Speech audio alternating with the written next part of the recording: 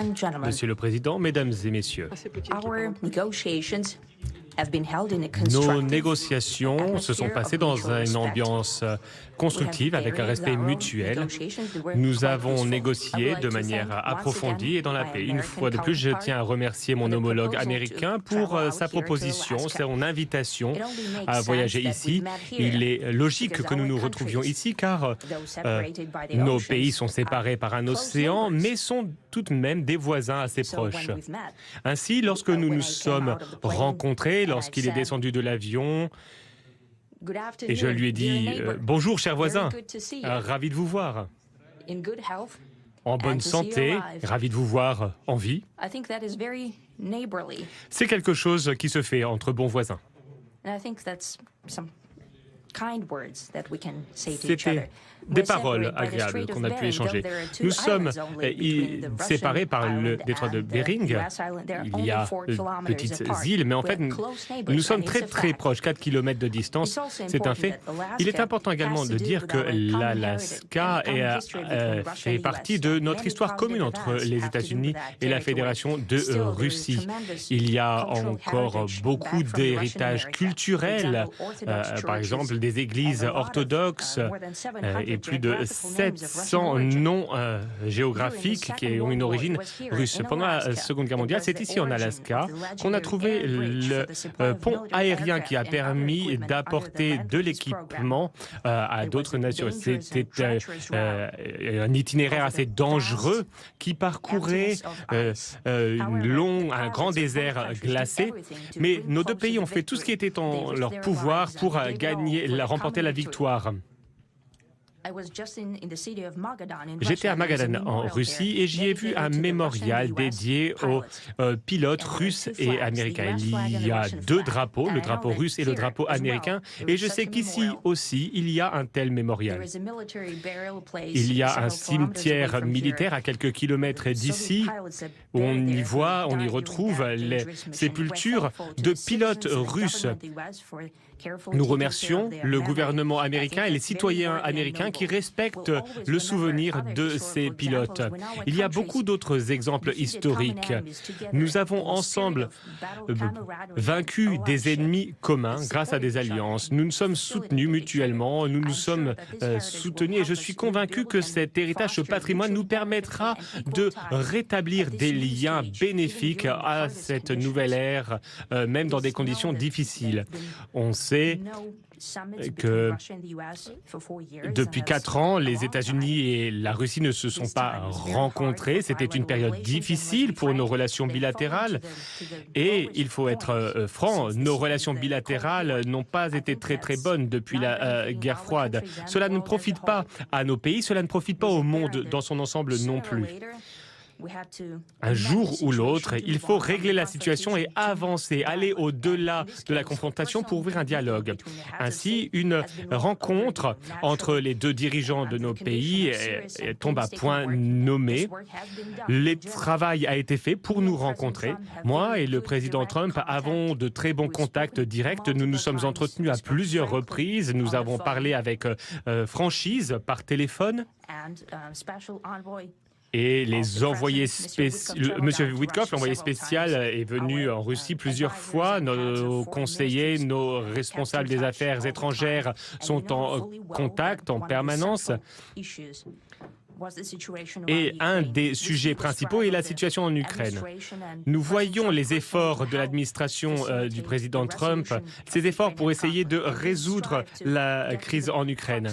Nous essayons réellement de nous attaquer au cœur du problème et il est important de comprendre l'histoire de cette situation. La situation en Ukraine est liée à notre sécurité, mais nous avons toujours considéré la nation ukrainienne comme une nation pleine de courage. Nous avons les mêmes racines et toute cette situation est une tragédie pour nous, c'est une blessure. Ainsi, notre pays souhaite réellement mettre un terme à cette situation. En parallèle, nous sommes également convaincus d'une chose, à savoir que afin de trouver une paix durable, long terme, nous devons supprimer les causes profondes de ce conflit. Nous l'avons répété à plusieurs reprises. Il faut tenir compte de toutes les les préoccupations légitimes de la Russie et rétablir un équilibre de la sécurité en Europe. Et nous sommes d'accord avec le président Trump sur le fait que la sécurité de l'Ukraine doit être garantie également. Naturellement, nous sommes prêts à travailler en ce sens. J'espère que l'accord que nous avons trouvé ensemble nous rapprochera de cet objectif et ouvrira la voie à la paix en Ukraine. Nous pensons que Kiev et les capitales européennes apprécieront cet effort constructif et ne chercheront pas à utiliser des provocations pour miner les progrès qui ont été faits à ce jour.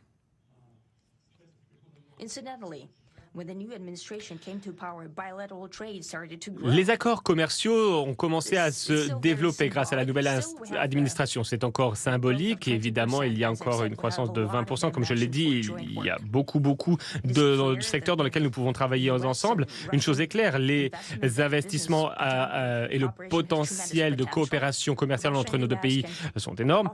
La Russie et les États-Unis peuvent s'offrir énormément en termes de commerce, de numérique, de technologie avancée, d'exploration spatiale.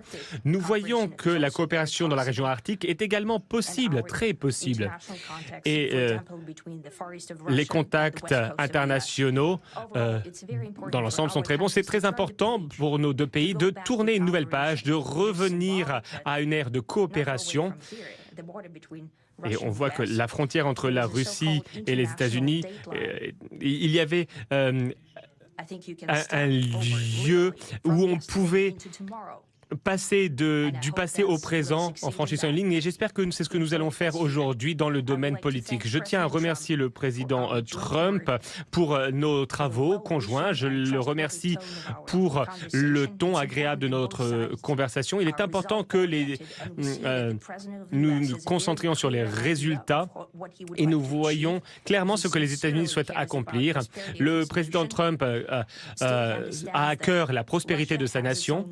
Il reconnaît que la Russie a ses propres intérêts. Je pense que les accords d'aujourd'hui seront un point de départ, non seulement pour trouver une solution à la situation en Ukraine, mais cela nous aidera également à retrouver une relation commerciale et pragmatique entre les États-Unis et la Russie. En définitive, j'aimerais rajouter une chose.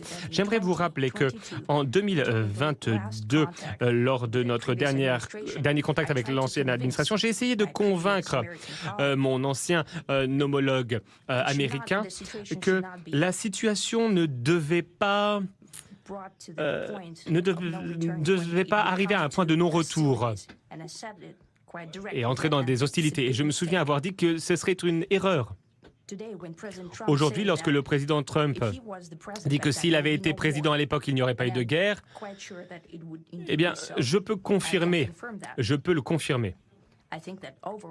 Je pense que, dans l'ensemble, moi et le président Trump avons développé une très bonne relation, comme une relation commerciale, une relation basée sur la confiance. Et je suis convaincu qu'en allant dans ce sens, en suivant cette voie, nous pouvons, le plus tôt possible, trouver un terme au conflit en Ukraine. Merci. Merci beaucoup, Monsieur le Président. Des paroles très profondes. Nous avons eu une réunion très productive. Nous avons abordé de nombreux sujets. La plupart ont fait l'objet d'accords. Je vais en évoquer certains. Il y a certains points sur lesquels nous devons encore avancer, mais nous avons fait de grands progrès. Il n'y a pas d'accord jusqu'à ce qu'il y ait un accord. Je vais m'entretenir avec les représentants de l'OTAN dans un instant. Je vais appeler les différentes parties prenantes pertinentes. Je vais appeler le président Zelensky. Je vais lui faire un compte-rendu de cette rencontre.